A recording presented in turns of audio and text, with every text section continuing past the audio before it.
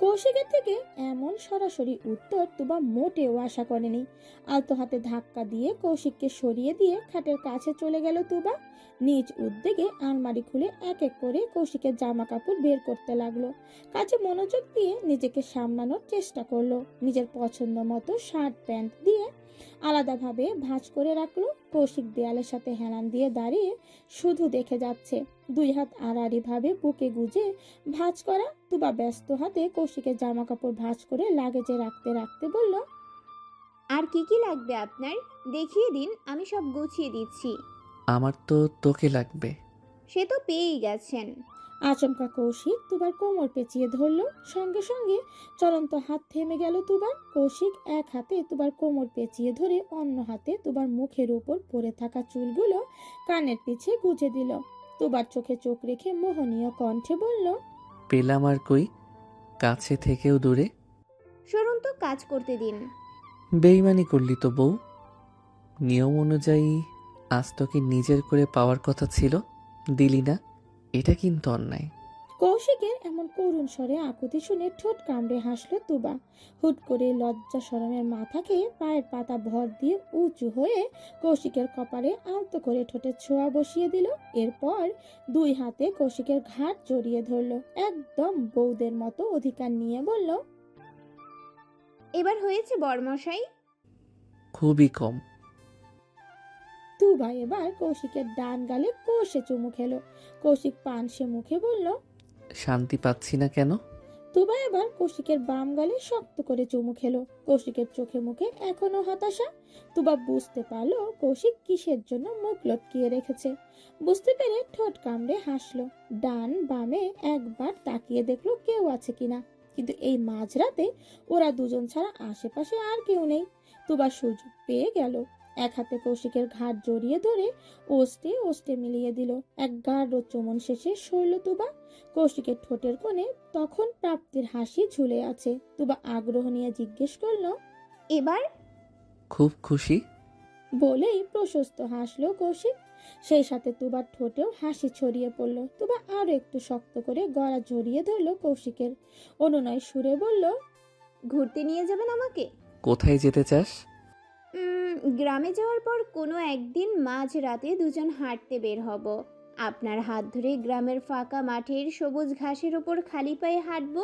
নিয়ে যাবেন তো? কৌশিক একটু ভাবনায় পড়ে গেল। চিন্তিত স্বরে বলল, পুরো পরিবার সেখানে থাকবে তোবা, হয়তো একা বের হওয়ার সুযোগ হবে না। সুযোগ আপনি তৈরি করে নেবেন। যদি বাড়ির কারো কাছে ধরা পড়ে যাই? তাতে কি, আমি জানি আপনি সামলে নেবেন। নিজের প্রতি তুবার আকাশ সমান বিশ্বাস দেখে বুকের ভেতর প্রশান্তি ছড়িয়ে পড়ল কৌশিকের। সে তুবার চিকন কোমর আর একটু কাছে চেপে ধরল। মৃদু কণ্ঠে বলল, এত বিশ্বাস? বিশ্বাস না থাকলে কি আপনার এক বলাতে বিয়ে করে নিতাম? আপনাকে আমি নিজের চেয়েও বেশি বিশ্বাস করি, আর আমি জানি আপনি আমাকে ঠিক প্রোটেক্ট করবেন। কৌশিক হাসলো। ধীরে ধীরে হাসি প্রশস্ত হলো। তুবাকে শক্ত করে জড়িয়ে ধরলো বুকে। বিড়বিড় করে আওড়ালো, আই লাভ ইউ জান। তুবা নিরুত্তর চুপটি করে পড়ে রইল কৌশিকের বুকে। ভীষণ শান্তি শান্তি লাগে এই বুকে মাথা রাখলে। মনে হয় দুনিয়ার সব চিন্তা লেজ গুটিয়ে পালিয়ে গেছে। চারিদিকে সুখেরা ডানা ঝাপটাতে থাকে। ঠিক এমন সময় হুট করে কৌশিকের ঘরের দরজা খুলে গিয়ে পড়ল মৌমিতা। এবং ঢুকেই যেন বিপদে পড়ল মেয়েটা। চোখের সামনে এমন অপ্রীতিকর ঘটনা দেখে দুই হাতে চোখ ঢেকে চেঁচিয়ে উঠল মৌমিতা। আচমকা মৃদু চিৎকার শুনে হকচকিয়ে গেল তুবা। তড়িঘড়ি করে কৌশিকের থেকে সরে দাঁড়ালো। দরজার সামনে মৌমিতাকে দেখে লজ্জায় মাথা নিচু করে নিল তুবা। তবে কৌশিক বেজায় বিরক্ত হলো। বিরক্তি প্রকাশ করতে হাত দিয়ে চুলগুলো পেছনে ঠেলে দিয়ে বলল, হাতির মতো পুরো বাড়ি দাপিয়ে বেড়াস কেন? তোর জন্য শান্তিতে বউকে আদরও করতে পারবো না? মৌমিতা ফুঁসে উঠল। নাক ফুলিয়ে জবাব দিল, একদম আমাকে অপমান করবি না ভাই, আমি কিন্তু তোর বড়, আমাকে সম্মান দিয়ে কথা বলবি। দেব না সম্মান। কি করব? আমাকে রাগাস না, আমি রাগলে তোর সব অপকর্মের কথা পই পই করে বাবাকে জানিয়ে দেবো বলে দিলাম। বলে বড় উপকার করলি।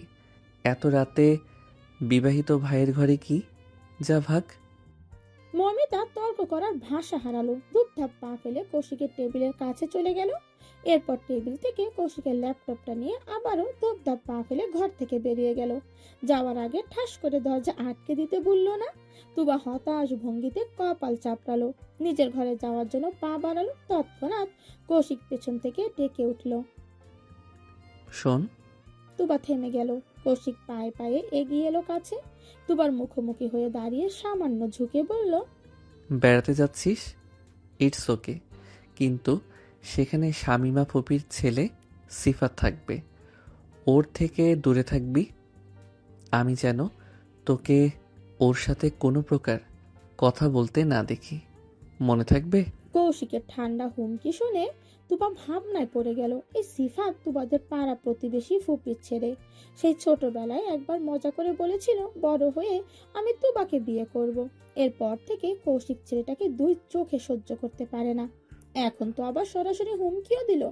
বেড়াতে যাওয়ার জন্য তুবার মন যত এক্সাইটমেন্ট ছিল তা মুহূর্তেই ফুস হয়ে গেল।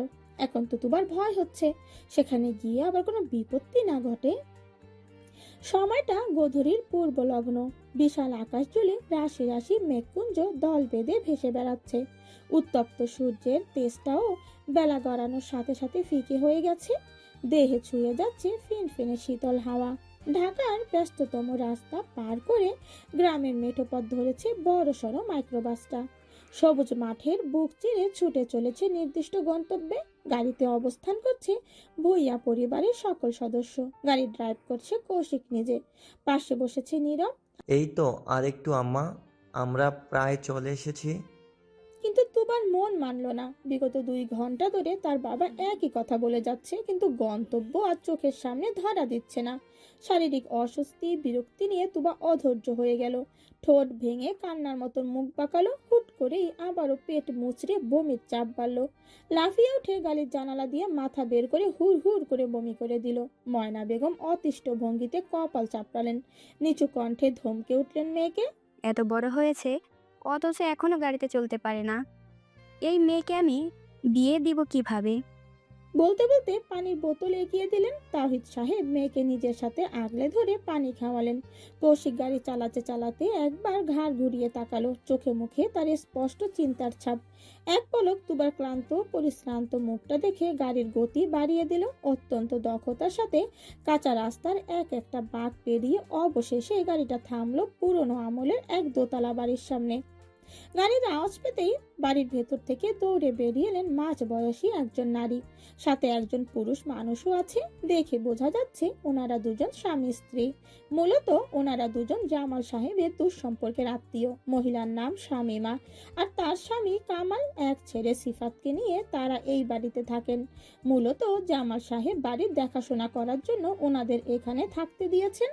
ময়না বেগম মেয়েকে নিয়ে সবার আগে গাড়ি থেকে নামলেন। সঙ্গে সঙ্গে ছুটে এলেন শামিমা। ঢুলতে থাকা তুবাকে দেখে হা হুতাশ করে বলল, ও মা, ও কি? এটা আমাদের তুবা না? ওকে এমন লাগছে কেন?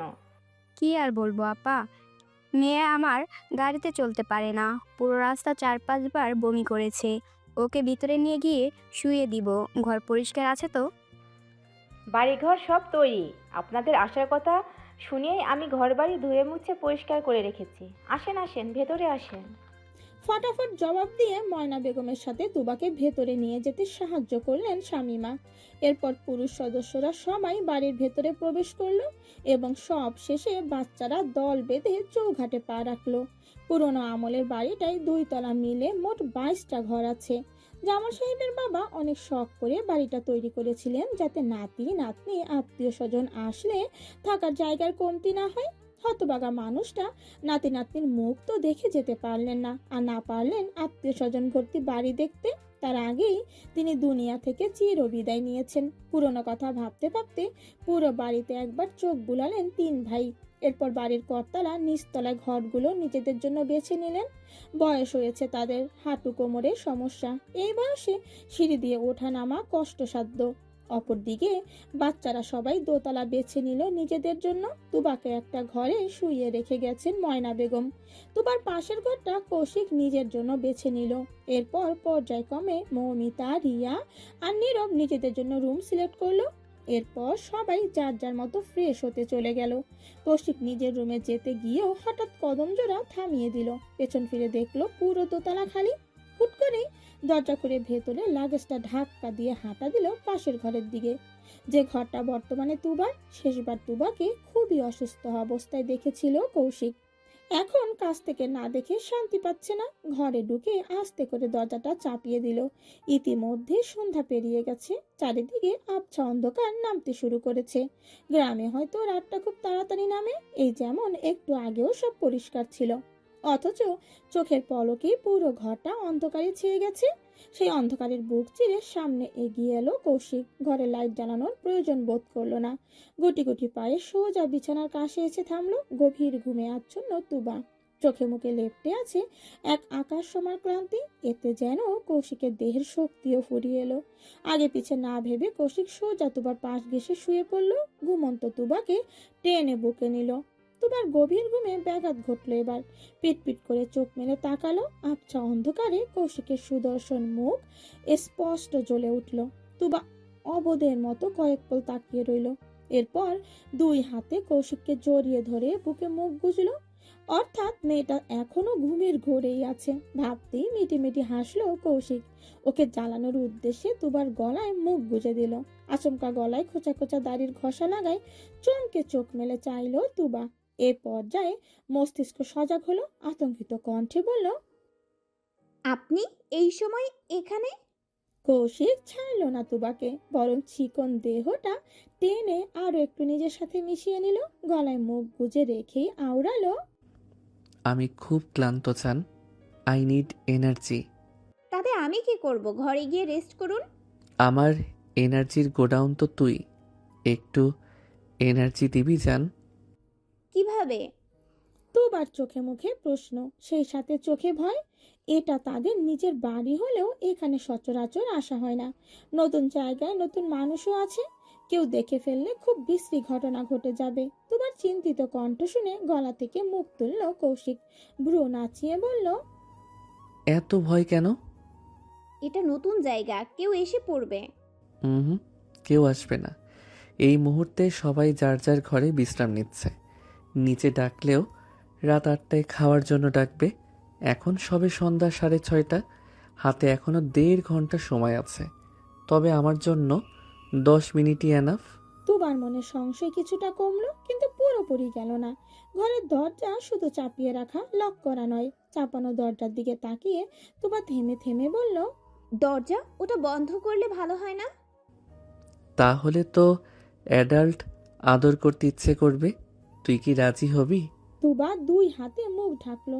এতদিন তাও একরকম ছিল, কিন্তু বিয়েটা হওয়ার পর থেকে লোকটা লাগাম ছাড়া হয়ে গেছে। যখন তখন বেফাস কথা বলে ফেলে, যেটা তুবাকে বারবার লজ্জায় ফেলে দেয়। তুবা কয়েক সেকেন্ড মুখ ঢেকে রেখে হাত সরালো, ফুসফুস নিঃশ্বাস ছেড়ে বলল, তাহলে কি চান? বললাম তো, এনার্জি চাই।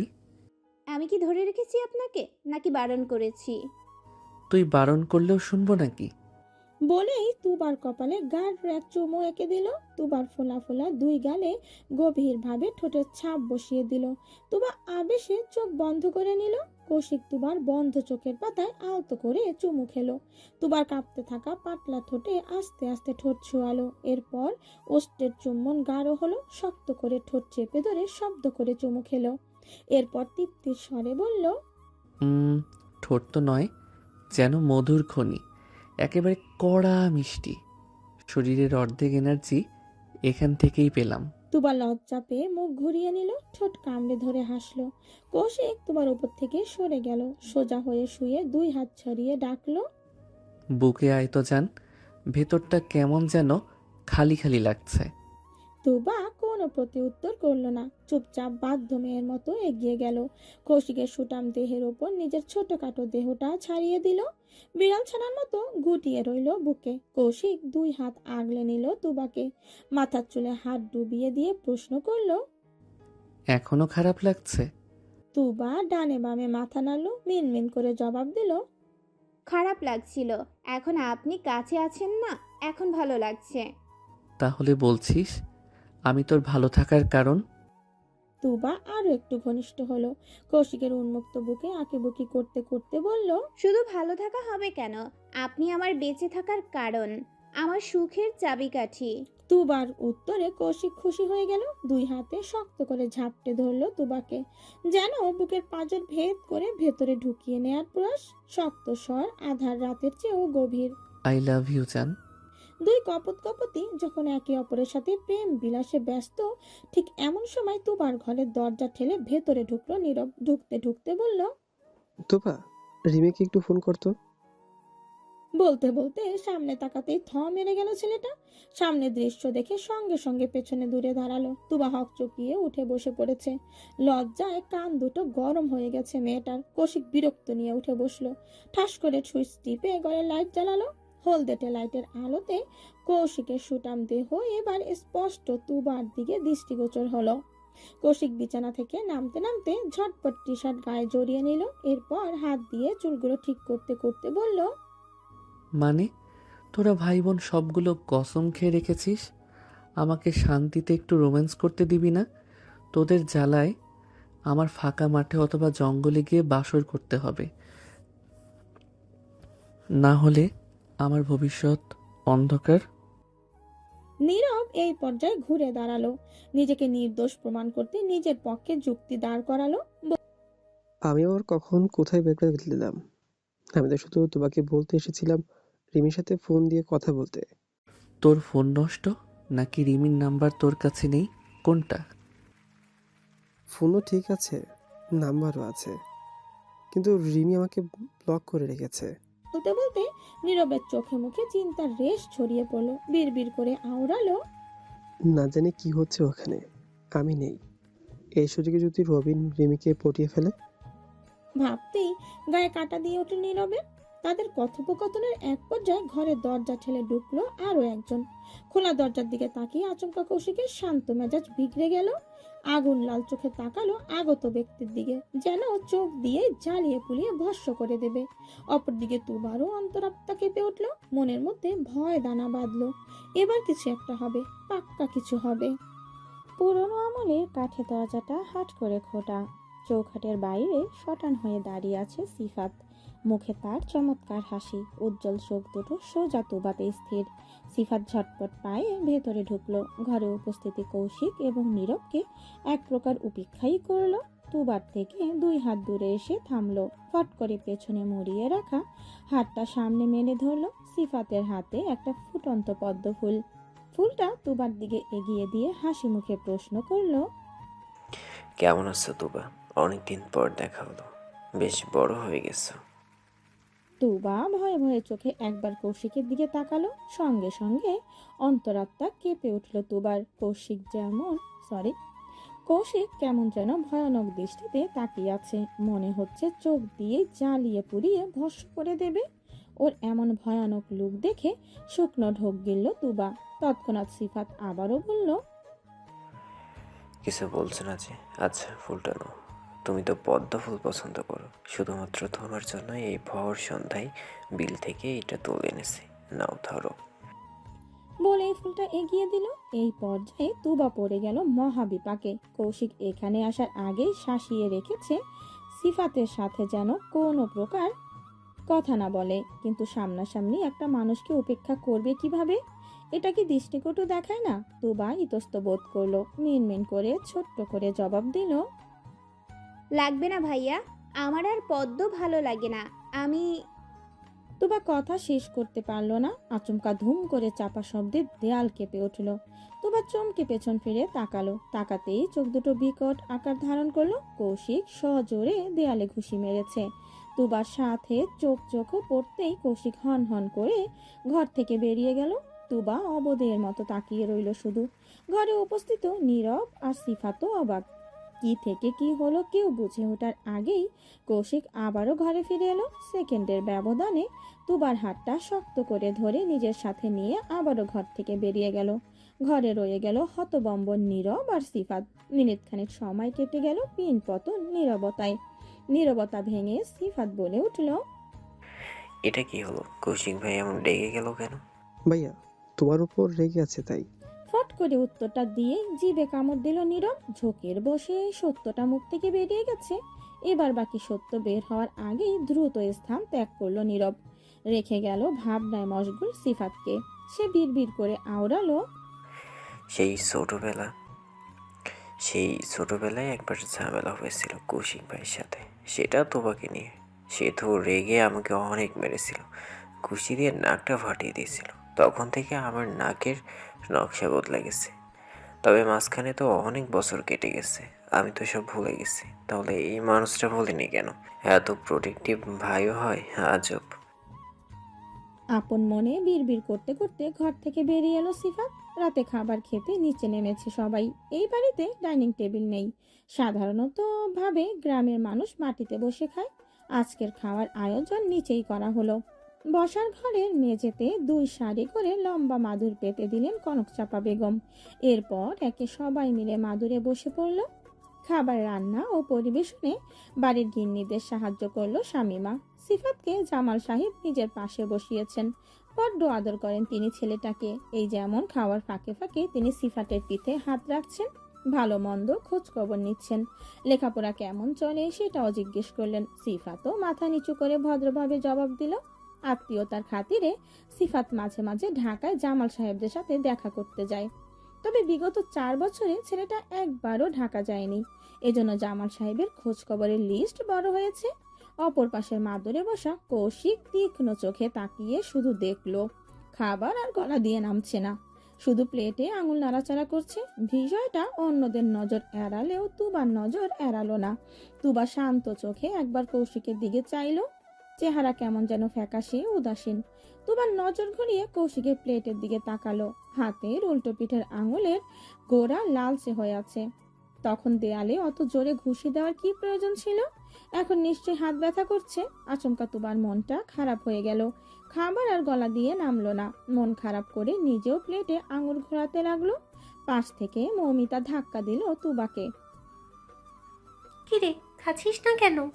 নিচে বসে খেতে সমস্যা হচ্ছে আপু। ঠাস করে একটা মিথ্যে বানোয়াট কথা শুনিয়ে দিল মৌমিতাকে। আসল সত্য নিজের পেটেই হজম করে নিল তুবা। মৌমিতাও আর বেশি ঘাটালো না। সবাই খাওয়া দাওয়া করে যার যার ঘরে চলে গেল। নীরব ঘরে এসে আবারও ফোন নিয়ে বসলো। ডায়াল প্যাডে রিমির নাম্বার তুলে ফোন লাগালো, কিন্তু হাই, এবারেও ফোন গেল না। নীরব হতাশ হলো। বিচ্ছুটা ওকে সব জায়গা থেকে ব্লক করে রেখেছে। এদিকে রবিনের চিন্তায় নীরবের ব্লাড প্রেশার বেড়ে যাচ্ছে। অনেক চিন্তা ভাবনা করে হাতরে লাগেজ থেকে অন্য একটা সিম খুঁজে বের করলো নীরব। নিজের ফোনের চলমান সিম খুলে নতুন সিম লাগালো। এরপর সেই সিম দিয়ে রিমির নাম্বারে ডায়াল করলো। সময় গেল কয়েক সেকেন্ড। ভিপ ভিপ করে ফোন বাজছে, কিন্তু রিসিভ করার মানুষ বোধহয় এই জগতে নেই। নীরবের ধৈর্যের বাঁধ ভাঙলো। রেগে যেই না ফোনটা কান থেকে নামাতে যাবে, এমন সময় হুট করেই ফোনটা রিসিভ হলো। শোনা গেল রিমির ঘুম ঝরানো মৃদু কণ্ঠ। হ্যালো, কে? আচমকা রিমির ঘুমো ঘুমো কণ্ঠ শুনে বুকের ভেতর ধক করে উঠল নীরবের। ভেতরে জুড়ে উথাল পাতাল ঝড় শুরু হলো। হৃৎপিণ্ড কেঁপে উঠল। রাগের পাহাড় মুহূর্তেই অর্ধেকটা ভেঙে পড়ল। নীরব ধিমি কণ্ঠে বলল, আমি নীরব। কোন নীরব? এই প্রশ্ন শুনে নীরবের মেজাজটা আবারও বিগড়ে গেল। কোন নীরব মানে? এই মেয়ের জীবনে কয়টা নীরব আছে? রাগে খিটখিট মেজাজ নিয়ে দাঁতে দাঁত চেপে নীরব জবাব দিল, কোন নীরব মানে? তোর নীরব। কয়টা নীরব আছে তোর? রিমির হুঁশ ফিরল বোধহয়। ঘুমটাও চট করে ছুটে গেল। ফোনটা কান থেকে সরিয়ে চোখের সামনে এমনি নাম্বারটা নিল। অচেনা নাম্বারে চেনা কণ্ঠ শুনে কিটমিট করে উঠল রিমি। ঝগড়ার ভঙ্গিতে বলল, তুই আবার অন্য নাম্বার থেকে ফোন দিয়েছিস কেন? তুই আমাকে ব্লক করছিস কেন? তুই কে রে? তোকে কৈফিয়ত দিতে হবে? তুই দিতে বাধ্য রিমি। আমার বইয়ে গেছে তোকে কৈফিয়ত দিতে। একদম আমাকে ফোন দিবি না, শালা খবিস।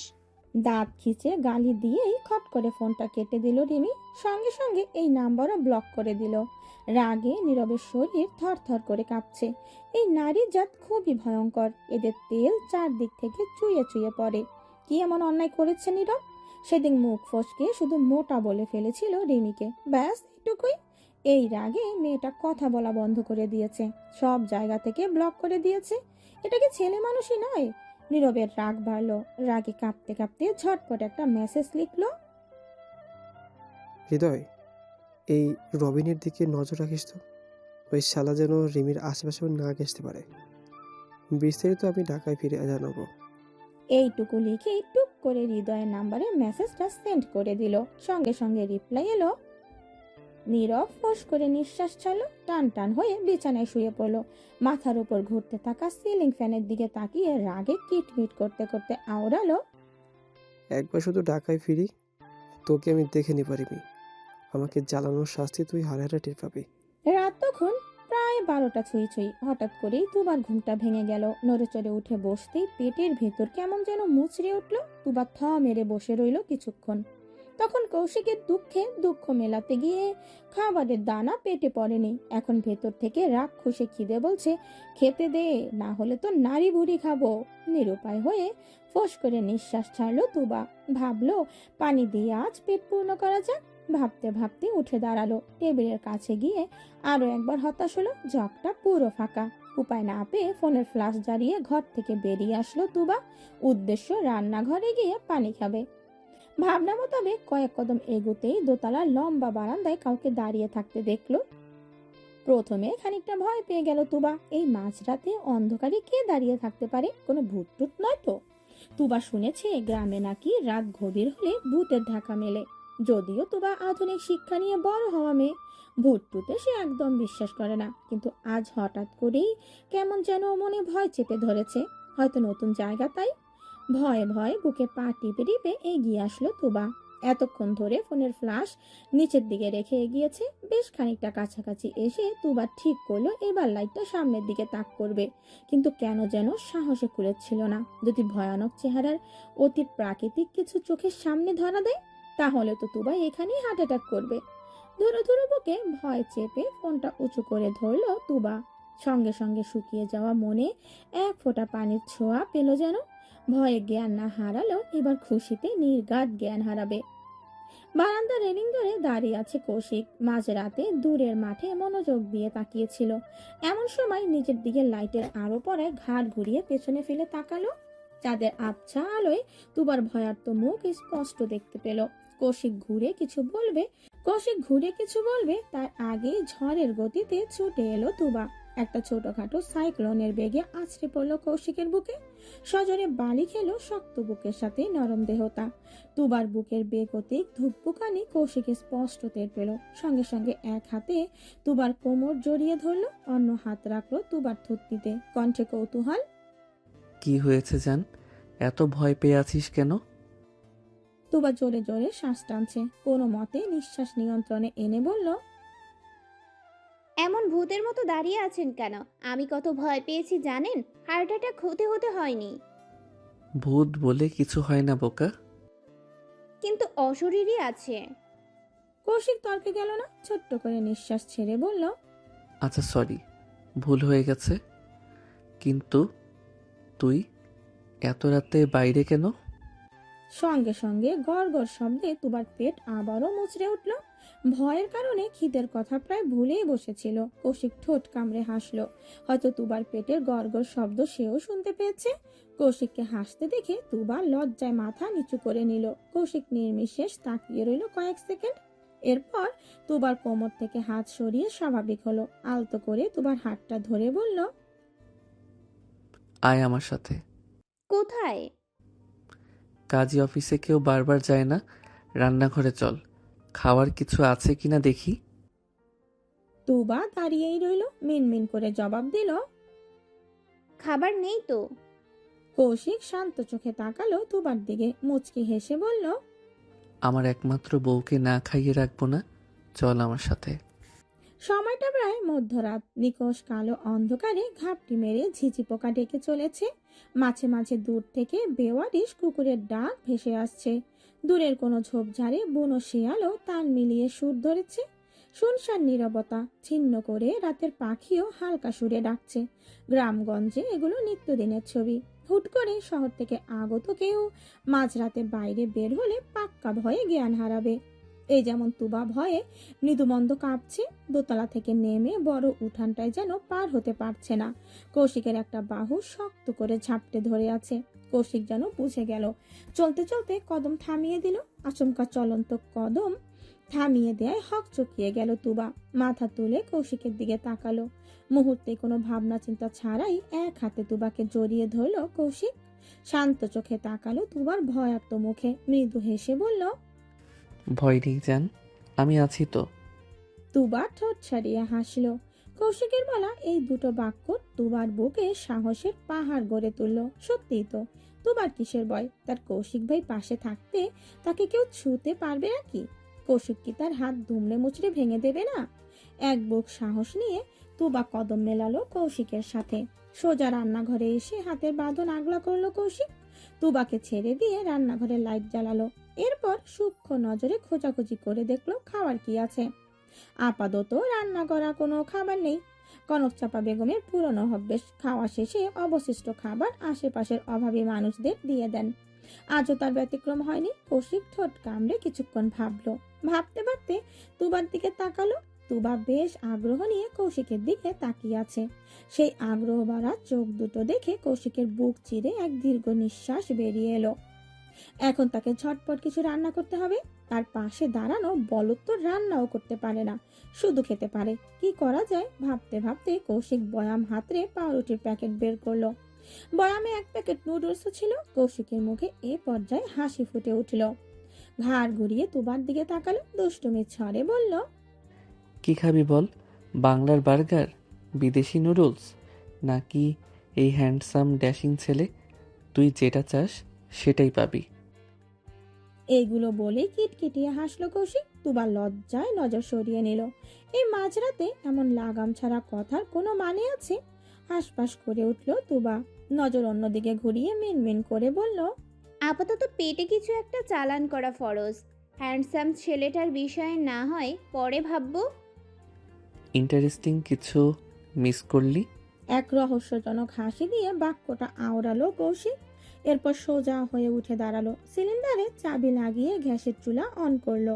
আগুন জ্বলতেই সবার প্রথমে 2টা ডিম ভাজলো। এরপর চুলায় নুডলসের জন্য গরম পানি বসিয়ে ফ্রিজ থেকে টমেটো আর শসা নিয়ে কাটতে লাগলো। কাটার ফাঁকে ফাঁকে নুডলস রান্নার কার্যক্রম অব্যাহত রাখলো। তুবা উকি দিয়ে দেখলো একবার। সালাদ কাটা শেষ হতেই কৌশিক পাউরুটির একটা টুকরো তার উপর টমেটো স্লাইড দিল। এরপর শসা দিল, তার উপর ডিম ভাজা দিয়ে দিল। ডিমের উপর খানিকটা সস ছড়িয়ে দিয়ে আরো একটা পাউরুটির টুকরো দিয়ে চেপে ধরলো। একটা বার্গার রেডি। এরপরই একই পদ্ধতিতে দ্বিতীয় বার্গারও বানালো। ততক্ষণে নুডলস রান্না হয়ে গেছে। একটা হাফ প্লেটে নুডলস ঢেলে গ্যাস অফ করে দিল। এরপর বার্গার এবং নুডলসের প্লেট দুটো তুবার দিকে এগিয়ে দিল কৌশিক। তুবা এগিয়ে এলো। খাবার না ছুঁয়ে কৌশিকের ডান হাতটা খপ করে ধরে টেনে সামনে আনলো। হাতের উল্টো পিঠ নেড়ে চেড়ে দেখলো এখনো চামড়া লালচে হয়ে আছে। তুবা আলতো করে সেখানে হাত ছোঁয়ালো। নিচু স্বরে বলল, খুব ব্যথা করছে তাই না? আপনি এমন পাগলামি কেন করেন? কৌশিকের হাসি খুশি মুখে হুট করে আমাবস্যার আধার নামলো যেন। চোখে মুখে আবারও উদাসীনতা ছড়িয়ে পড়লো। উদাস কণ্ঠে বলল, আমার এসব আঘাতে ব্যথা লাগে না তোবা। ব্যথা কখন লাগে জানিস? যখন তোর আশেপাশে অন্য ছেলেদের দেখি তখন বুকটা চলে যায়, হৃৎপিণ্ড কামড়ে ধরে, অসহ্য ব্যথায় তখন দম আটকে আসে। সবচেয়ে বেশি কষ্ট আমি তখন পাই। আপনি কি জেলাস? তোর কি মনে হয়? মনে হয় আপনি সিফাত ভাইয়াকে হিংসে করেন। তুবার কথা শেষ হতেই আচমকা তুবাকে এক টানে কাছে নিয়ে এলো কৌশিক। এক হাতে তুবার চিকন কোমর পেঁচিয়ে ধরে অন্য হাতে তুবার গাল চেপে ধরলো। হিংস্র কণ্ঠে গর্জে উঠল, একদম সিফাতের নাম নিবি না। এই মুখে কৌশিক ছাড়া অন্য ছেলেদের নাম নেওয়া নিষিদ্ধ। আর আমার নিষেধাজ্ঞা ভঙ্গ করলে তুই কঠিন শাস্তি পাবি তোবা। কৌশিকের শক্ত কণ্ঠে গর্জন শুনে বুকটা কেঁপে উঠল তুবার। এদিকে রাগের বেশ গালটাও বেশ শক্ত করে চেপে ধরেছে কৌশিক। তুবার মনে হচ্ছে চাপ খেয়ে দাঁতগুলো সব একটা একটা করে খুলে মুখের ভেতর জমা হচ্ছে। কৌশিকের হঠাৎ রাগ থেকে বাঁচতে তুবা হুট করে জড়িয়ে ধরল কৌশিককে। এক কদম শক্ত করে ধীরভাবে কৌশিকের বুকের সাথে মাথা রাখতেই তুবার কানে ভেসে এলো প্রচন্ড শব্দে হৃৎপিণ্ডের ধুকপুকানি। বুকের ভেতর হাতুড়ি পেটাচ্ছে কৌশিকের। তুবা বুঝতে পারলো এই মুহূর্তে কৌশিক ভালো নেই। সিফাতকে নিয়ে মনে মনে নিজের সাথে দ্বন্দ্বে ভুগছে। তুবা আর ঘাটালো না। মাথাটা সামান্য তুলে কৌশিকের বুকে থুতনি ঠেকালো। রাজ্যের সমস্ত সরলতা মুখে ঢেলে মৃদু কণ্ঠে বলল, সরি, আর আপনার অবাধ্য হব না। একদম ওই হাবলাকান্তর সাথে কথা বলবো না, প্লিজ রাগ করে থাকবেন না। তুবার ইনোসেন্ট চেহারা দেখে কৌশিকের মন গলে গেল। চোখ দুটো বন্ধ করে ফোঁস করে নিঃশ্বাস ছাড়লো। ডান হাতে 2 আঙুলে নিজের চোখ চেপে ধরলো। এই মেয়েটার উপর কৌশিক এমনিতেও বেশিক্ষণ রাগ করে থাকতে পারে না, তার উপর এমন ইনোসেন্ট লুক দিলে কেমন লাগে? শরীরে কি কাঁপুনি ধরে না? গভীর রাতে ছুতে মন চায় না? বলদটা তো আর সেদিকে পা বাড়াবে না। কৌশিক 2 আঙুলে চোখ ডলতে ডলতে বলল, তুবা ছাড় আমাকে, আমি কন্ট্রোল হারাচ্ছি। সঙ্গে সঙ্গে সরে দাঁড়ালো তুবা। পেছনে ফিরে এক দফা মুখ ভ্যাংচালো, বিড়বিড় করে বলল, পেট পাতলা কন্ট্রোল একটা, যখন তখন পেট খারাপ হয়। বিড়বিড় করে খাবারের প্লেট টেনে নিল। নিচে একটা মাদুর পেতে সেখানে বসলো তুবা। হাতের ইশারায় কৌশিককে বসতে বলল। কৌশিক বিনা বাক্য ব্যয় করে চুপচাপ তুবার মুখোমুখি হয়ে বসলো। তুবা চামচে করে নুডলস তুলে কৌশিকের দিকে এগিয়ে দিল। আদেশ সুরে বলল, হা করুন, রাতে আপনিও খাবার প্লেট রেখেই উঠে গেছিলেন, আমি দেখেছি। এখন আমার সাথে আপনিও খাবেন। তুবার শাসন বাণী শুনে কৌশিকের বুকের ভেতর এক মুঠো শীতল হাওয়া বয়ে গেল। ওর প্রতি তুবার এত খেয়াল কৌশিকের মনটা ঠান্ডা করে দিল। কোনো দ্বিধাদ্বন্দ্ব ছাড়াই তুবার সামনে আত্মসমর্পণ করলো। খাবারটা দুজনে মিলে ভাগাভাগি করে খেলো। এতে পেট না ভরলেও মন প্রায় দুটোই ভরে গেছে। খাওয়া শেষে তুবাকে ঘরের দরজা পর্যন্ত এগিয়ে দিল কৌশিক। ইতিমধ্যে অনেকটা সময় পেরিয়ে গেছে, রাতটাও খুব গভীর। কৌশিক পকেট থেকে ফোন বের করে সময় দেখে নিল, রাত প্রায় 2টা ছুঁই ছুঁই। কৌশিক সতর্ক চোখে একবার চারিদিকে নজর বুলালো, ধীর কণ্ঠে বলল, ঘরে গিয়ে ঘুমিয়ে পড়, বাইরে বের হওয়ার প্রয়োজন হলে আমাকে ফোন করবি, কেমন? তুবা বাধ্য মেয়ের মতো মাথা দোলালো। ঘরে যাওয়ার জন্য উল্টো ঘুরে পা বাড়ালো। সঙ্গে সঙ্গে কৌশিক আবারও ডেকে উঠল। তুবা। তুবার চলন্ত পা থেমে গেল। ভ্রু কুচকে পেছনে ঘুরলো। সঙ্গে সঙ্গে ঝড়ের গতিতে কৌশিক এগিয়ে এলো। তুবা কিছু বুঝে ওঠার আগেই ধুম করে ঠোঁটে শক্ত করে চুমু খেলো। চুমের স্থায়িত্ব ছিল কয়েক সেকেন্ড। সঙ্গে সঙ্গে কৌশিক সরে দাঁড়ালো। সামান্য ঝুঁকে এসে ফিস ফিস করে বলল, আমার পেট খালি ছিল জান, এবার পেট ভরেছে, যা ঘরে যা। বলেই কয়েক কদম পিছিয়ে গেল কৌশিক, কিন্তু সেখান থেকে এক চুলও নড়ল না। বারান্দাতেই ঠায় দাঁড়িয়ে রইল। অর্থাৎ তুবা ঘরে না যাওয়া পর্যন্ত সে এখান থেকে যাবে না। তুবা লজ্জায় আড়ষ্ট হয়ে দৌড়ে ঘরে ঢুকে ঠাস করে দরজা আটকে দিল। এই পর্যায়ে কৌশিক যেন স্বস্তি পেল। একটা লম্বা নিঃশ্বাস ছেড়ে নিজের ঘরের দিকে পা বাড়ালো। সাত সকালে ঘটল আরেক বিপত্তি। বাড়িতে হুট করেই হাজির হয়েছে অপরিচিত 4 জন মানুষ। এদের মধ্যে 2 জন মহিলা আর 2 জন পুরুষ। তবে চিন্তার মূল কারণ হলো তারা নিছক কোনো মেহমান নন, তারা এসেছে মেয়ে দেখতে। এই কথা শোনা মাত্রই বাড়ির 3 মেয়ের গলা শুকিয়ে গেল। বাড়ির উঠোনে বসানো হয়েছে মেহমানদের। তাদের সাথে টুকটাক আলাপ ও খোশ গল্প করেছেন বাড়ির 3 কর্তা। দোতলার বারান্দায় দাঁড়িয়ে এই ভয়ানক দৃশ্য পর্যবেক্ষণ করে চলেছে 3 বোন। ঠিক সেই মুহূর্তে ঘুমো ঘুমো চোখে ঘর থেকে বেরিয়ে এলো কৌশিক। রাতে দেরিতে ঘুমানোর ফলে চোখে মুখে ঘুমের লেশ এখনো রয়েছে। গলায় তোয়ালে ঝুলিয়ে হাতে ব্রাশ নিয়ে বের হয়েছে। এমন সময় বাড়ির 3 আদরের দুলালিকে বারান্দায় শটান হয়ে দাঁড়িয়ে থাকতে দেখে পুরো কুচকে এলো কৌশিকের। হাই তুলতে তুলতে পায়ে পায়ে এগিয়ে এলো ওদের কাছে। 3 বোনের নজর অনুসরণ করে কৌশিকও দোতলা থেকে নিচে তাকালো। নিচে বাপ চাচাদের সাথে আরো অপরিচিত 4 জন লোককে দেখে কৌশিকের কুচকানো ভ্রুদয় দ্বিগুণ কুচকে গেল। কণ্ঠে কৌতূহল, এরা কারা? সকাল সকাল এই বাড়িতে কি করছে? চেহারা কোনো আত্মীয়র সাথেও তো মেলে না। প্রশ্ন করেই উত্তরের আশায় 2 বোন ও 1 বউয়ের দিকে চাইল কৌশিক, কিন্তু হায়, তার বোন আর বউ তো ভূত দেখার মতো চমকে আছে। সময় নিয়ে জবাব দিল রিয়া। ভীতু কণ্ঠে বলল, ভাইয়া, এরা কোনো আত্মীয় নয়। ওই যে পাঞ্জাবি পরা বয়স্ক লোককে দেখছো না, উনি ঘটক। মেয়ে দেখতে পাত্রপক্ষ নিয়ে হাজির হয়েছে। রিয়ার জবাব শুনে বিরক্তি নিয়ে তাকালো কৌশিক। এই ঘটক ফটক আর তার একটুকু পছন্দ নয়। অবিবাহিত মেয়েদের জন্য ঘটক হলো একটা আতঙ্ক, আর গোপনে বিয়ে করা ছেলেদের জন্য ঘটক হলো একটা প্যারা। এরই মাঝে সকলের আতঙ্ক বাড়িয়ে দিতে তাওহিদ সাহেব গলা ছেড়ে ডাকলেন, তোবা আম্মু একটু নিচে আসো তো।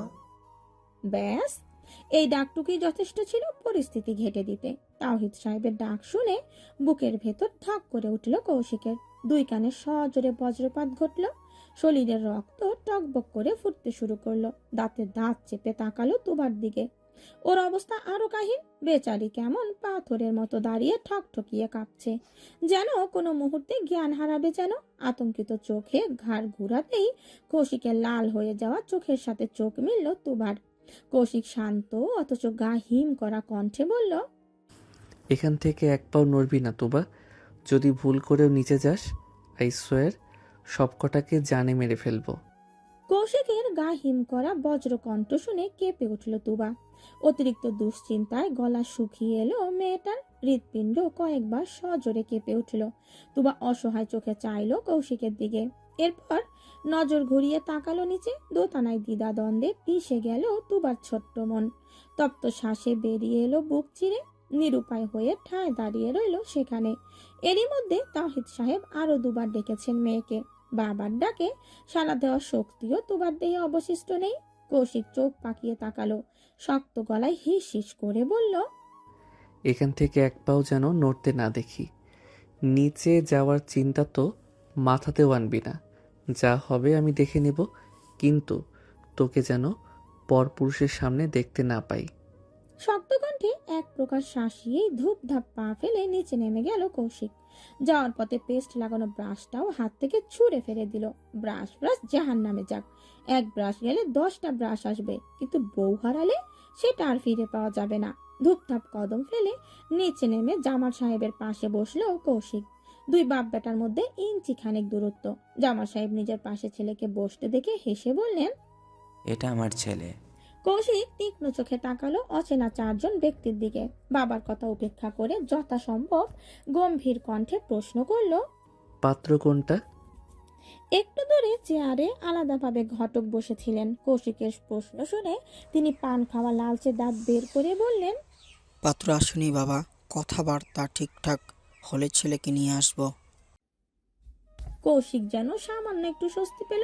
নিজের চতুর মস্তিষ্কের ফোন দিয়ে সবার সামনে পেশ করার মোক্ষম সুযোগ পেয়ে গেল।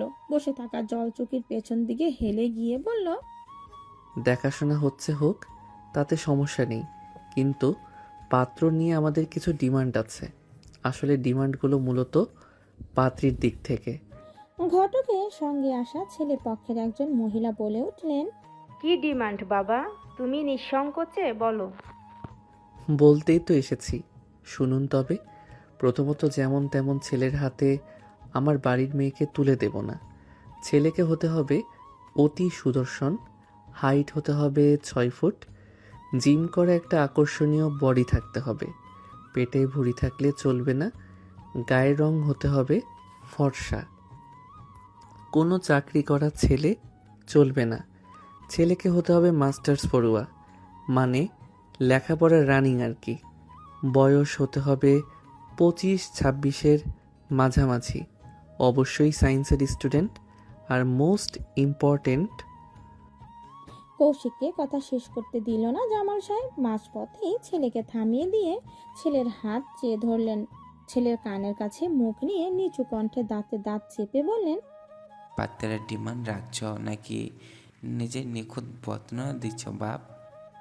কৌশিক একটু চেপে বসলো। বাপের মতোই নিচু স্বরে জবাব দিল, বর্ণনা কি আমার সাথে হুবহু মিলে গেছে বাবা? তোমার মেয়ের চয়েস তাহলে আমার মতো কেউ। তুমি চাইলে কিন্তু টপ চয়েস হিসেবে আমাকে রাখতে পারো। ছেলের এমন আগাগোড়াহীন অবাস্তব কথা শুনে রাগে কেঁপে উঠলেন জামাল সাহেব। ভুলেই বসলেন সামনে বসা মেহমানের কথা। ছেলের দিকে তর্জনী তাক করে শাসিয়ে বললেন, একদম আজে বাজে কথা বলবে না, অসভ্য ছেলে। নিজের মায়ের পেটে বোনের ব্যাপারে কেউ এমন মন্তব্য করে? ছি। এই পর্যায়ে কৌশিকের মাথা হ্যাং হয়ে গেল। মায়ের পেটের বোন বাক্যটা মস্তিষ্কে রেড সিগন্যাল দিল। মুহূর্তেই ঠিক বুঝে উঠতে পারলো না কাহিনী ঠিক কি, পানিগুলো কোন দিক দিয়ে যাচ্ছে। এরই মাঝে জামাল সাহেব আবারও ধমকে উঠলেন, আমার তো মাথা গরম করে দিল। এই অসভ্য ছেলের জন্ম দিয়েছি আমি, আমার তো বিশ্বাসই হচ্ছে না। তোমরা সবাই মিলে বললে আমি অমত করব না? বিশ্বাস করে নাও বাবা, আমি তোমারই ছেলে। চুপ, একদম চুপ। আর একটাও কথা তুমি বলবে না, যাও, দূর হও আমার চোখের সামনে থেকে। জামাল সাহেবকে চেঁচাতে দেখে বসা থেকে উঠে দাঁড়িয়ে আসলেন লুৎফর সাহেব। বড় ভাইয়ের পিঠে হাত বুলিয়ে সান্ত্বনা দিয়ে বললেন। মেজ ভাইয়ের কথা তালে তাল মেলালেন তাহিদ সাহেবও। সেও মাথা নাড়িয়ে বললেন, কৌশিক মজা করছে ভাইয়া। বলেই কৌশিককে ইশারায় চুপ করতে বললেন। এরপর আবারও গলা ছেড়ে হাঁক ছাড়লেন। তবু আম্মু, মমিতাকে নিয়ে নিচে এসো তো। এই পর্যায়ে কৌশিকের মাথায় ধুম করে একটা কিছু পড়লো যেন। হতভম্ব হয়ে কয়েক সেকেন্ড সেভাবেই বসে রইল। কৌশিক বুঝতে পারছে না তার ভাবনা পুরো 90 ডিগ্রি ঘুরে গেল কিভাবে।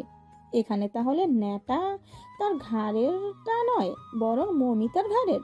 ব্যাপারটা বুঝতেই ফোঁস করে নিঃশ্বাস ছাড়লো কৌশিক। জলচকির পেছনে হাত রেখে হেলে গা রুচিয়ে দোতলায় তাকালো। সঙ্গে সঙ্গে চোখাচোখি হলো মৌমিতার সাথে। বারান্দায় পাথরের মতো দাঁড়িয়ে আছে মৌমিতা, চোখের দৃষ্টি অসহায়। বোনের মুখের এমন রফা দফা অবস্থা দেখে দাঁত খিটখিট করে হাসলো কৌশিক। বুড়ো নাচিয়ে বোঝালো।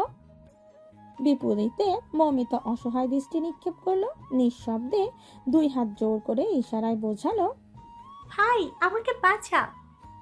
কৌশিক পাত্তাই দিল না সেই চাহনি, বরং ডোন্ট কেয়ার ভাব নিয়ে বসে রইল। বাপ চাচাদের সাথে তালে তাল মিলিয়ে ডেকে উঠল, মো, নিচে আয় তো, একটু পরিপাটি হয়ে আসিস। বলতে বলতে সামনে রাখা চায়ের কাপগুলো থেকে 1 কাপ চা তুলে মুখে চুমুক দিল কৌশিক। তখন চায়ের কাপটা কার জন্য রাখা ছিল কে জানে। তখন মৌমিতাকে দেখে চলে গেছে সবাই। কথাবার্তা এখনো ফাইনাল হয়নি। মৌমিতা সকাল থেকে মন খারাপ করেই বসে আছে। রাতুল কম করে হলেও 10 বার ফোন দিয়েছে। ভয়ে ফোন রিসিভ করেনি মৌমিতা। ছেলেটা এমনিতেই মৌমিতাকে বিয়ের জন্য চাপ দিচ্ছে। মৌমিতা পরীক্ষার বাহানা দিয়ে শুধু পিছিয়ে দিচ্ছে। মূলত জামাল সাহেবের ভয়ে বাসায় রাতুলের কথা জানায়নি মৌমিতা। এখন যদি ছেলেটা জানতে পারে মৌমিতার অন্য কারোর সাথে বিয়ের কথা চলছে, তাহলে তো কুরুক্ষেত্র বাদিয়ে দেবে। ভীতু মনে বসে বসে দাঁত দিয়ে নখ কাটছে মৌমিতা। এখন মনে হচ্ছে গ্রামে ওর আশাই ভুল হয়েছে। তুবা কিছুক্ষণ মৌমিতার বিছানায় শুয়ে গড়াগড়ি খেলো। সকাল থেকে দুপুর গড়িয়েছে, দুপুর গড়িয়ে এখন আবার বিকেল। মৌমিতা ভূতের মতো ঘরে ঘাপটি মেরে বসে আছে। তুবা কয়েকবার ডাকলো, কিন্তু তেমন সাড়া পেল না। শেষে বিরক্ত হয়ে উঠে বসলো তুবা। মৌমিতার আশা না করে ঘর থেকে বেরিয়ে গেল। দুপুরে খাওয়া দাওয়ার পর সবাই ভাত ঘুম দিয়েছে, এখনো কেউ ওঠেনি। এদিকে তুবা আর চোখে ঘুম নেই। গ্রামটা ঘুরে দেখার জন্য মন আনচান করছে। আজ থেকে আবার গ্রামে সবচেয়ে বড় মেলা শুরু। সপ্তাহব্যাপী চলবে এই মেলা। সবাই হয়তো ভুলেই বসেছে মেলার কথা। তুবা অধৈর্য হয়ে পা বাড়ালো কৌশিকের ঘরের দিকে। অন্যান্য দিনের মতো আজকেও ঘরের দরজা খুলে রাখা। তুবা আগে পিছে না তাকিয়ে সরাসরি ঘরে ঢুকে পড়ল। পুরো ঘর জুড়ে আবছা অন্ধকার। জানালা দরজা সব চাপিয়ে দিয়ে ঘুমাচ্ছে কৌশিক। তুবা গুটি গুটি পায়ে এগিয়ে গেল জানালার কাছে। আস্তে করে জানালার একটা পাল্লা খুলে দিল। সঙ্গে সঙ্গে ঘরে এক মুঠো আলো এসে ছড়িয়ে গেল। তুবা ঘাড় ঘুরিয়ে তাকালো। কৌশিকের ঘুমন্ত মুখ এবারে স্পষ্ট উন্মুক্ত। এলোমেলো চুলগুলো কপাল জুড়ে ছড়িয়ে আছে। চিকন নাকটা তীরের ফলার মতো উঁচু হয়ে আছে। তুবা ঠোঁট কামড়ে হাসলো। পা টিপে টিপে এগিয়ে এলো। বিছানার কাছাকাছি এসে পাকা মেঝেতে বসে পড়ল। গালে হাত রেখে কিছুক্ষণ তাকিয়ে থাকলো ঘুমন্ত কৌশিকের মুখের দিকে। তাকিয়েই রইল নির্বিশেষ। ভেতর জুড়ে শীতল হাওয়া ছড়িয়ে পড়ল তুবার। এই মুখে কিছু একটা আছে যা তুবার মনে আঁচড় কেটেছে সেই ছোটবেলায়। তখন থেকে কৌশিককে দেখতে মন চায় তুবার। এই দেখার স্বাদ যেন মেটে না। তুবা ঘোরের মধ্যে কিছুটা এগিয়ে এলো। হাতের তর্জনী আঙুল দিয়ে কৌশিকের এলোমেলো চুলগুলো সরিয়ে দিল। আঙুল ঘোরাতে ঘোরাতে নিচের দিকে নামালো। প্রথমে কপাল, তারপর লম্বা নাক, এরপর ঠোঁট। ঠোঁট ছাড়িয়ে থুতনিতে আঙুল নিয়ে আসলো। খোঁচা খোঁচা ধাড়িগুলো তুবার নরম আঙুলে বিঁধে গেল। আচমকা কৌশিক ভূতের মতো চোখ মেলে চাইল। হুট করে কৌশিক চোখ খোলায় চমকে উঠল তুবা। যেই না সরে যাবে, তৎক্ষণাৎ এক হাতে তুবার বাহু ধরে টান দিয়ে বিছানায় ফেলে দিল কৌশিক। নিচে ঘুরে তুবার উপরে চলে গেল। তুবার 2 পাশে পেশিবহল হাত দুটো রেখে তাতে উরু দিয়ে উঁচু হলো কৌশিক। ঘটনাটা এতই দ্রুত ঘটলো যে তুবা নিজেকে বাঁচানোর সুযোগও পেল না। ধরা পড়ে গিয়ে চোরের মতো নজর লুকাতে ব্যস্ত হয়ে পড়ল। তা দেখে কৌশিক ঠোঁট কামড়ে হাসলো, ঘুম ঝরানো কণ্ঠে বলল, আবার আবার আমার ঘুমের ফায়দা ওঠাতে এসেছিস? কই না তো। এলোমেলো দৃষ্টিতে তাকিয়ে জবাব দিল তুবা। কৌশিক শব্দ করে হেসে ফেলল, হাতের পেশিতে ভর দিয়ে সামান্য নিচু হয়ে ঝুঁকে স্বরে বলল, তোর মিথ্যেগুলো খুব কিউট লাগে জান, মনে হয় পুরো খেয়ে ফেলি। তুবা লজ্জায় আড়ষ্ট হলো। কৌশিকের বাহু ডোরে আটকা পড়ে হাঁসফাঁস করে উঠল, গাল দুটো লাল হয়ে গেল। ঠিক এমন সময় কৌশিক হাতের ওপর থেকে নিজের শরীরের ভর ছেড়ে দিল। সুঠাম দেহের নিচে চাপা পড়ল তুবার নরম দেহ। কৌশিক তুবার কানের কাছে মুখ নিয়ে ফিস ফিস করে বলল, গায়ে কি অ্যালকোহল মেখে ঘুরিস? আশেপাশে আসলেই নেশা চড়ে যায়, শরীর কাঁপে, ভেতরটা চলে। এই দেখ, আমার হৃদস্পন্দন বেড়ে গেছে। তুবা জবাব দিতে পারলো না, পাথরের মতো সেভাবেই পড়ে রইল। কৌশিক আরো একটু ঘনিষ্ঠ হলো, তুবার কানের পিঠে ছোট্ট করে চুমু দিল, ঘাড়ের সাথে সরু নাক ঠেকিয়ে লম্বা করে শ্বাস টানলো, মোহনীয় কণ্ঠে বলল, তোর গায়ে একটা মিষ্টি গন্ধ আছে জান, আমার খুব পছন্দের, নেশা ধরে যায়। তুবা কোনো জবাব দিল না। কৌশিকের ফিসফিস আওয়াজে দেহে কাঁটা দিয়ে উঠেছে মেয়েটার। অদ্ভুত শিহরণ, দেহ কাঁপছে, দারুণ বেগে বুকের ভেতর দামামা বাজছে, নিঃশ্বাস ঘন হয়ে আসছে। তুবা চোখ খিচে বন্ধ করে নিল। এই মুহূর্তে কৌশিকের চোখের দিকে তাকানোর সাহস হলো না। তুবার বেহাল দশা দেখে মাথা নেড়ে হাসলো কৌশিক। তুবার অস্বস্তি কমাতে ওপর থেকে উঠে গেল, খাটের সাথে আধা শোয়া হয়ে বসে হাত দিয়ে এলোমেলো চুলগুলো ব্রাশ ব্রাশ করলো। তুবার দিকে পূর্ণ দৃষ্টিতে তাকিয়ে বলল, কি আবদার নিয়ে এই অধমকে স্মরণ করা? কি চাই বল? এই পর্যায়ে তুবা স্বস্তি পেল, শোয়া থেকে উঠে বসলো। তবে কৌশিকের সাথে নজর মেলাতে পারলো না। ফ্লোরের দিকে তাকিয়ে মিন মিন করে বলল, আজ থেকে তো মেলা শুরু, ঘুরতে নিয়ে যাবেন না? তোর কোনো আবদার অপূর্ণ রেখেছি আমি? তুবা ডানে বামে মাথা নাড়িয়ে না বোঝালো। কৌশিক শান্ত কণ্ঠে জবাব দিল, তাহলে তোর চাইতে যত দেরি জানবাজি রেখে হলেও তোর সামনে সেটা হাজির করতে সদা প্রস্তুত আমি। সন্ধ্যার আগে সবাই তৈরি হয়ে থাকিস, নিয়ে যাব। তুবার মুখটা খুশিতে চকচক করে উঠল, উচ্ছ্বসিত নয়নে তাকালো কৌশিকের দিকে। কিন্তু হাই, তুবার উচ্ছ্বাসে এক বালতি পানি ঢালতে আপদ হাজির হলো। বাইরে থেকে সিফাতের ডাক শোনা গেল, খানিকটা দূর থেকে গলা ছেড়ে ডাকতে ডাকতে আসছে, তোবা, তোবা, তুমি কি ঘরে আছো? একটু জরুরি দরকার ছিল। এই মুহূর্তে সিফাতের আগমন ছিল অনাকাঙ্ক্ষিত কোনো ঝড়ের মতো। সেই ঝড় তুবার শান্ত জীবনকে মুহূর্তেই অশান্ত করে তোলে। তুবা ভয় ভয়ে চোখে কৌশিকের দিকে তাকালো। কৌশিক বিরক্ত নিয়ে দরজার দিকে তাকিয়ে আছে। ধীরে ধীরে স্বচ্ছ চোখের শিরাগুলো লালচে রং ধারণ করছে। তুবা বিপাকে পড়ে গেল, কিভাবে সামলাবে এই পাগল ছেলেটাকে। এই ছেলে যে তুবার ব্যাপারে মারাত্মক পজিটিভ। প্রতিটা রগের ভেতরে রক্তের পরিবর্তে ইনসিকিউরিটি প্রবাহিত হয়। এরই মাঝে কৌশিক উঠে দাঁড়ালো। বাইরে যাওয়ার জন্য এক কদম এগোতেই তুবা ছুটে এলো কৌশিকের দিকে। পেছন থেকে ঝাপটে ধরল কৌশিককে, দুই হাতে শক্ত বাঁধনে আটকে নিল নিজের সাথে। বাধা পেয়ে থেমে গেল কৌশিক, রাগে হিস হিস করতে করতে বলল, তোবা, ছাড়। কণ্ঠটা ছিল গা হিম করা। তুবা খানিকটা কেঁপে উঠল, কিন্তু ছাড়ল না, বরং হাতের বাঁধন আরো ধীর করলো। কৌশিকের শক্ত পেটের কাছে দুই হাতের শক্ত একটা বাঁধন জুড়ে দিল, মুখটা গুজে দিল কৌশিকের পিঠে। মিনমিন কণ্ঠে বলল, যাবেন না প্লিজ? যাব তো অবশ্যই, আজ ওর সাথে একটা বোঝাপড়া করতেই হবে। দিনের পর দিন এই ছেঁচড়ামি আর নেওয়া যাচ্ছে না। কি করবেন, মারামারি করবেন? সেটা কি ভালো হবে? পরিবারের সামনে তখন আমাদের বিয়ের সত্যিটা বেরিয়ে আসবে। তখন আসলে আসবে, আই ডোন্ট কেয়ার। আমি জানি আপনি কিছুই কেয়ার করেন না। ডোন্ট কেয়ার ভাব নিয়ে চলতে চলতে বুদ্ধিতে জং ধরে গেছে আপনার। এজন্য ভুলে গেছেন বিষয়টা আপনার একার নয়, আমিও এটার সাথে জড়িত। আমার চাওয়া না চাওয়ার কি কোনো দাম নেই?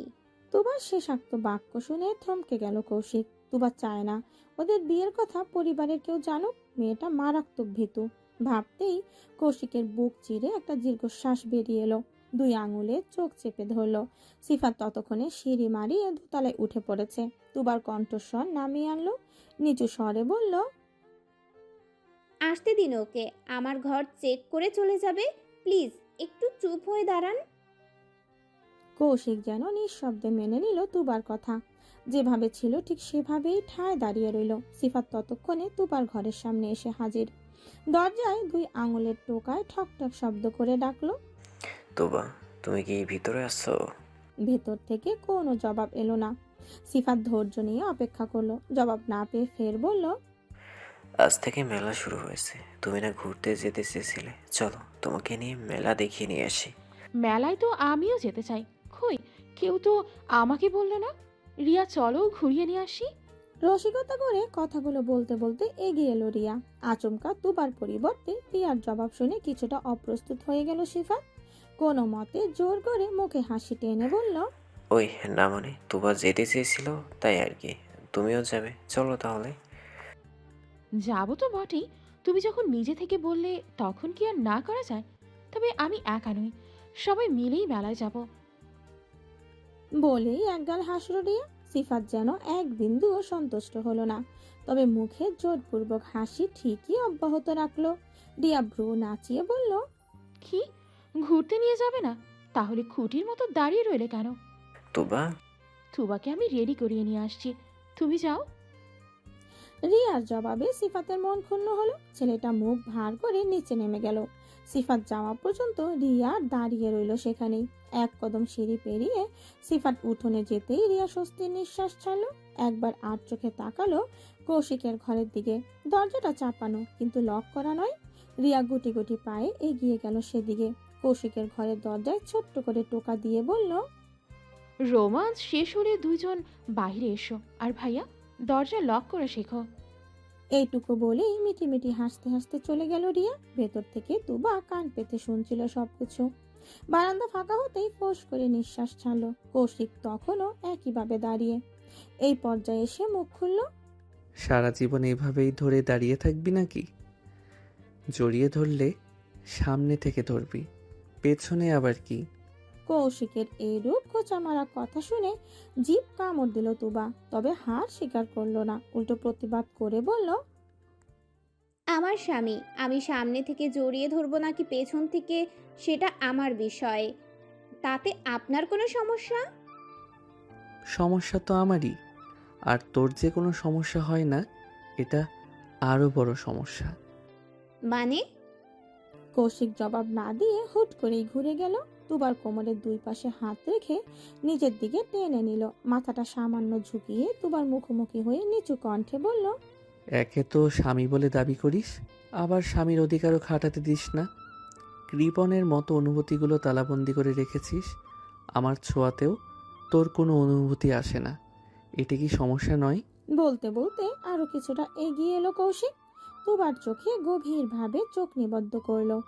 আজ আর তুবার নজর লুকালো না, সরাসরি তাকালো কৌশিকের চোখে। সেখানে এক রাশ মুগ্ধতা দেখা পেল তুবা। এই মুগ্ধতার শেষ সীমা তুবা খুঁজে পায় না। কি আছে ওর মধ্যে, যার জন্য এই ছেলেটার এত পাগলামি? তুবার গলা ধরে এলো, চোখ দুটো ছলছল করে উঠল। ধরা গলায় বলল, এত কেন ভালোবাসেন আমাকে? ভালোবাসা কি কারণ দেখে হয়? তাহলে তুই বল, তুই কেন আমাকে ভালোবাসিস? আপনি আমার খুশির কারণ, তাই। আপনি আশেপাশে থাকলে আমার দুঃখ আমাকে ছুঁতে পারে না, এই জন্য আপনাকে ভালোবাসি। কৌশিক সঙ্গে সঙ্গে কোনো জবাব দিল না। কয়েক সেকেন্ডের জন্য চুপ হয়ে গেল। তুবার ডাগর 2 চোখে কয়েক পল নির্নিশেষ তাকিয়ে রইল। সেই নীরবতার স্থায়িত্ব হলো কয়েক সেকেন্ড। এর পরপরই নীরবতা ভেঙে কৌশিক মোহনীয় কণ্ঠে বলল, নির্দিষ্ট কারণ থাকলে যে একসময় প্রেমের সমাপ্তি ঘটবে জান।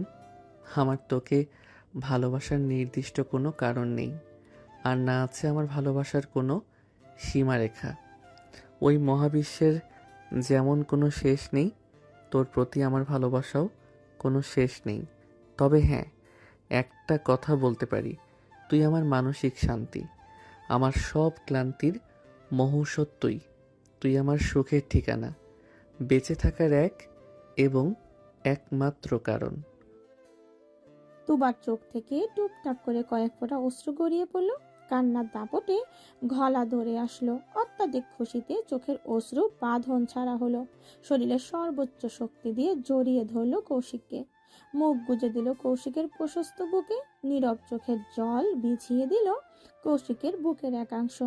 কৌশিক হাসলো। নিজের সাথে শক্ত করে জড়িয়ে ধরলো তুবাকে। এক হাত তুবার চুলে আলতো করে ডুবিয়ে দিল। দুষ্টুমির স্বরে বলল,